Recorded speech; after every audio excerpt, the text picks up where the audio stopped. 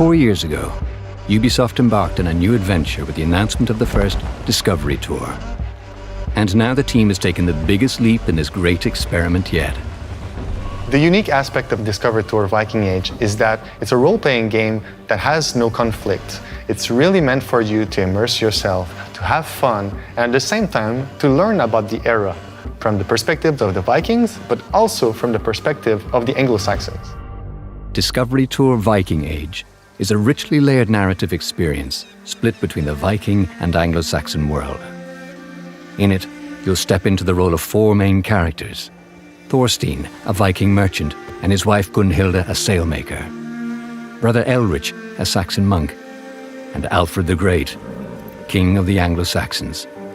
One of the quite exciting and interesting developments, I think, in the last 10-15 years is how we understand who the Vikings were and what happened when they interacted with people in the places they came to.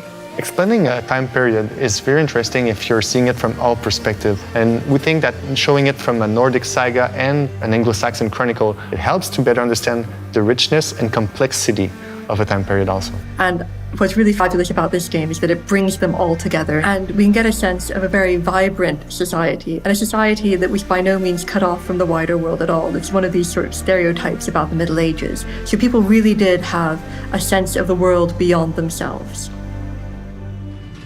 For the first time in the franchise, the experience is driven by an engaging narrative throughline, structured around 8 quests, full of familiar faces, meaningful choices, surprises, and opportunities to learn about both Viking and Anglo-Saxon life. The initial Discovery Tour had a lot of experiences where the player got to sort of see history and be within that history.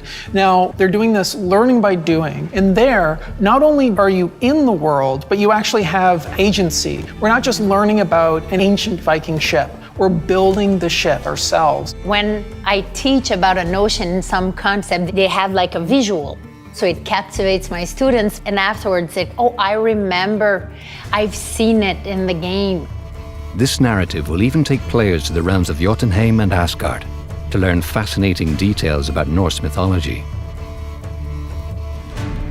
There is a wealth of unlockable content to explore and earn, like the Elderman armor set and his mount, a legendary short sword, unique tattoos, a new raven, and the amazing Sligdertani, a ship inspired by Viking mythology.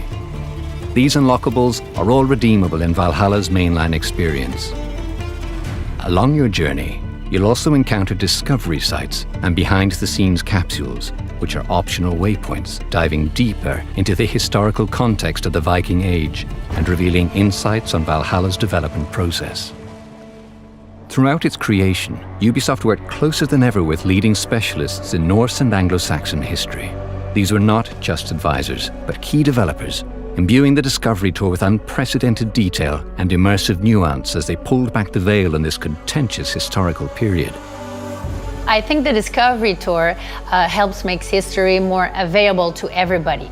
Like this type of game, I think, will give people more of that sense of what it was actually like to be a real human being back 1,000 years ago. I think that really humanizes the past. I think that brings people closer to history in quite a unique way. By putting people and their stories at its center, Ubisoft has amplified its impact and immersion, offering players a new way to discover and learn about history.